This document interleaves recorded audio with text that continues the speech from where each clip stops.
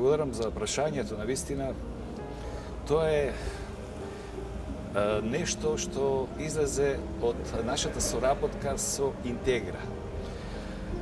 И веќе моето долгогодишно присуство овде во општината, како културен работник, кој, ете, овде ги работам, како што знаете вие, моите проекти, семинари, моите композиции, моите другари веќе имаме создадено многу композиции со нив и со Етно Малеш и со група Штекици, соработка со многу институции и со општината, долгогодишна една соработка која што резултира со еден квалитет, бидејќи јас се бавам, како што знаете, јас сум културен работник пред се, а културата и уметноста и музиката се најголемите амбасадори на една општина.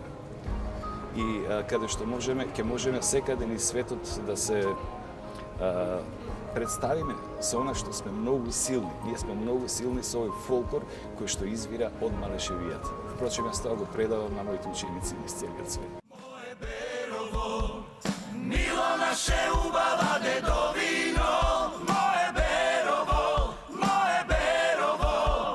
Господа те чува да си вековно. Програмата е составена и како што ви кажав во неврзаниот разговор пред малку, дека ја напишав во еден здив. Значи, проблемите на Берово ги познавам многу добро. Почнувајќи од базата па до надградбата. Има многу работи што ќе ги преструктурираме. Единството е она што му фали на народот.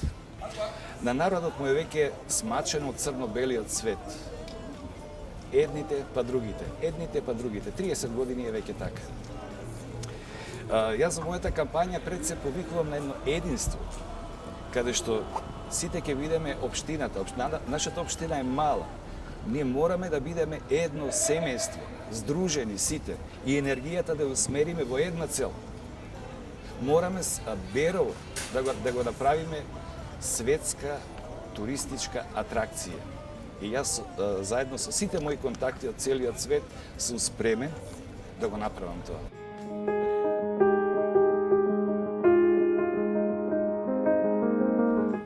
Ова е една долга тема. Пред малку ви го одговорив ова прашање. Пред се во општината јас ги се познавам со многу луѓе кои си работени во јавните институции и така натака. Има квалитетни луѓе, многу квалитетни луѓе. Впрочем, нашата општина е позната по сите интелектуалци кои што се излезени од овде. Ќе го спомнам само моето село Владимирово. Има многу големини кои што дале придонеле за Македонија многу, а најмалку дале за општината. Бидејќи работеле надвор од општината. На времето маката и сиромаштијата ги натерала да емигрираат, да го напуштат Берово, општина Берово и да одат низ целиот свет. Една таква културна и еден од најголемите на сите времиња, што е многу запоставен овде, е маестро Чавдарски, кој што дојде до ги освои врвовите на светската музика и долги години беше директор на Сиднеј Опера Хаус. Ние, уметниците, не ги спомнуваме воопшто. Како што имаме и во Берово. Овде имаме победници на фестивалот во Буча. Да не ги спомнувам сите. Имаме Кинг, Џафер, Уска Кан, Етно Малеш. Најдобрите зурладжи се овде. Тие ќе ни бидат, ќе добијат епитет на културни амбасадори на општината. И ќе ги третираме малку на едно друго ниво. Затоа што можеме и мораме да се бориме со нашите капацитети. Но пред се повикувам на единство, на слога.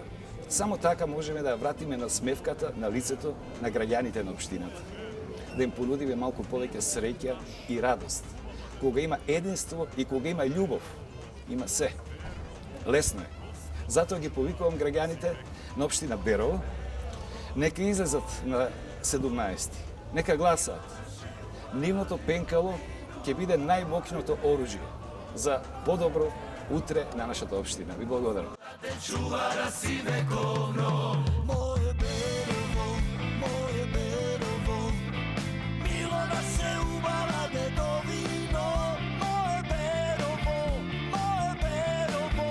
Видете, јас никој пат во животот не сум бил член на ниедна партија.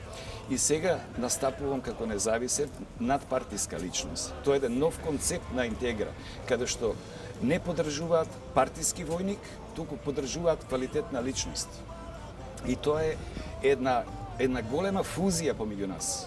И тоа е една од причините што прифатив да се кандидирам и мојата енергија да ја дадам во функција на граѓаните на општината.